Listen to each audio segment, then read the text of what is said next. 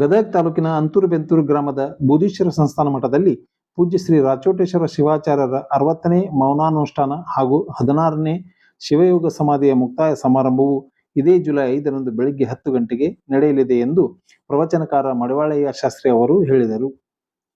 ನಗರದ ಪತ್ರಿಕಾ ಭವನದಲ್ಲಿ ಮಂಗಳವಾರ ನಡೆದ ಸುದ್ದಿಗೋಷ್ಠಿಯಲ್ಲಿ ಮಾತನಾಡಿದ ಅವರು, ಪೂಜ್ಯ ಶ್ರೀ ರಾಚೋಟೇಶ್ವರ ಶಿವಾಚಾರ್ಯರು ಆಹಾರ, ನೀರು, ಗಾಳಿ, ಬೆಳಕು ಇಲ್ಲದ ಜಾಗದಲ್ಲಿ 33 ದಿನ ತಪಸ್ಸು ಆಚರಿಸುವ ಮೂಲಕ ಶ್ರೀಗಳು ಪವಾಡ ಸೃಷ್ಟಿಸಿದ್ದಾರೆ.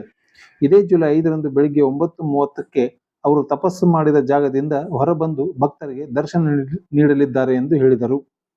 ಈ ಸುದ್ದಿಗೋಷ್ಠಿಯಲ್ಲಿ ಎಸ್.ಕೆ. ಆಲೂರ್, ಮಂಜುನಾಥ್ ಮಜ್ಜಿಗುಡ್ಡ, ಬುದಪ್ಪ ಜಿಣಗಿ, ಮಂಜುನಾಥ್ ಬಾವಿಕಟ್ಟಿ ಅವರು ಇದ್ದರು. 25 ವರ್ಷ ಬದುಕ್ಯಾರ.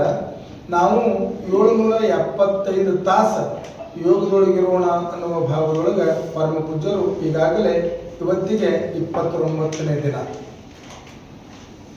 ವಿಜ್ಞಾನಕ್ಕೂ ಕೂಡ ವಿಸ್ಮಯ. ಒಳಗಡೆ ಮನುಷ್ಯ ಬದುಕುವುದಕ್ಕೆ ಅನ್ನ ಬೇಕಾಗ್ತದೆ, ಅನ್ನ ಇರ್ದಿದ್ರು ಕೂಡ ನೀರು ಬೇಕಾಗ್ತದೆ, ನೀರು ಇರ್ದಿದ್ರು ಕೂಡ ಗಾಳಿ ಬೇಕಾಗ್ತದೆ, ಗಾಳಿ ಒಂದ್ ವೇಳೆ ಇರ್ದಿದ್ರು ಕೂಡ ಈ ಪ್ರಪಂಚದೊಳಗ ಬೆಳಕರೆ ಬೇಕಾಗ್ತದೆ. ವಿಜ್ಞಾನಕ್ಕೆ ವಿಸ್ಮಯವಾದಂಥ ಅನುಷ್ಠಾನ ಅಂತೂರು ಬೆಂತೂರಿನ ಸುಕ್ಷೇತ್ರದಲ್ಲಿ ಅದು ನಡೆದಿದೆ. 5ನೇ ತಾರೀಕಿಗೆ ಬೆಳಿಗ್ಗೆ 9:30 ಗಂಟೆಗೆ ಆ ಕಟ್ಟಿದ ಗವಿಯ ಬಾಗಿಲವನ್ನು ಹೊಡೆದು ಅವ್ರನ್ನ ಹೊರಗೆ ತರ್ತಾರೆ. ಅಪ್ಪವರು ಒಳಗೆ ಹೋಗುವಾಗ ನಾನು ಪರಮ ಪೂಜ್ಯರನ್ನ ವಿಚಾರಿಸಿದೆ, ಬುದ್ಧಿ ಗಾಳಿ ಇಲ್ಲ ಅಂತಂದ್ರೆ ಮನುಷ್ಯ ಬದುಕಕ್ಕಾಗಲ್ಲ, ನೀರಿಲ್ಲ ಅಂದ್ರೆ ಬದುಕಬಹುದು, ಅನ್ನಿಲ್ಲ ಅಂದ್ರೆ ಬದುಕಬಹುದು, ಗಾಳಿ ಇಲ್ಲ ಅಂದ್ರೆ ನೀವು ಹ್ಯಾಕೆ ಬದುಕ್ತೀರಿ ಎನ್ನುವಾಗ ಅಪ್ಪವರು ನಮ್ಗೆ ಅಪ್ಪಣೆ ಕೊಟ್ಟಿದ್ದೇನು ಅಂತಂದ್ರೆ, ಗಾಳಿ ಬಂದಾಗೋದ್ರೊಳಗಾಗಿ ನಮ್ಮ ಜೀವವನ್ನ ಶಿಖಾಚಕ್ರಕ್ಕೆ ಏರಿಸು.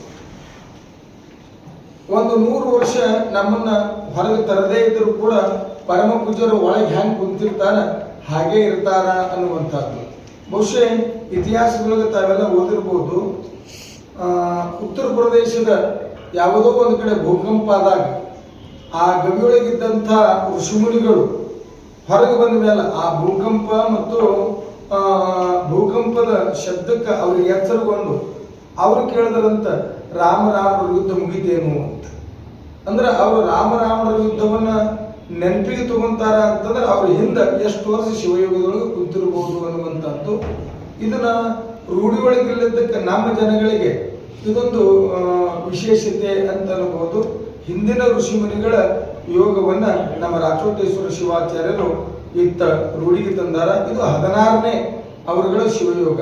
ವಿಶೇಷವಾಗಿ ಅವರಿಗೆ ಶಿವಯೋಗ ಅನ್ನುವಂಥದ್ದೇನದ 20 ವರ್ಷದಿಂದ ಅವರಿಗೆ ಆಹಾರನೇ ಇಲ್ಲ, ಅನ್ನ ಮತ್ತು ನೀರು ಅದು ಯಾವತ್ತೂ ಕಡಿಮೆನೆ. 20 ವರ್ಷದಿಂದಲೂ ಕೂಡ ಪರಮ ಪೂಜ್ಯರು ಮುಂಜಾನೆ ಪತ್ರಿ ರಸ ತಗೊಂತಾರ, ಮಧ್ಯಾಹ್ನ ಬೇವಿನ ರಸ ತಗೊಂತಾರ. ಅಂತಪ್ಪ ಪೂಜ್ಯರ ಅನುಷ್ಠಾನ ಇವತ್ತು ನಡೆದಿದೆ. 5ನೇ ತಾರೀಕಿಗೆ ಅದು ಸಮಾಪ್ತಿ ಇರ್ತದೆ. ತನ್ನಿಮಿತ್ತವಾಗಿ ಬಸವ ಮಹಾಪುರಾಣ, ಭೀಮಕವಿ ವಿರಚಿತ ಬಸವ ಮಹಾಪುರಾಣವನ್ನ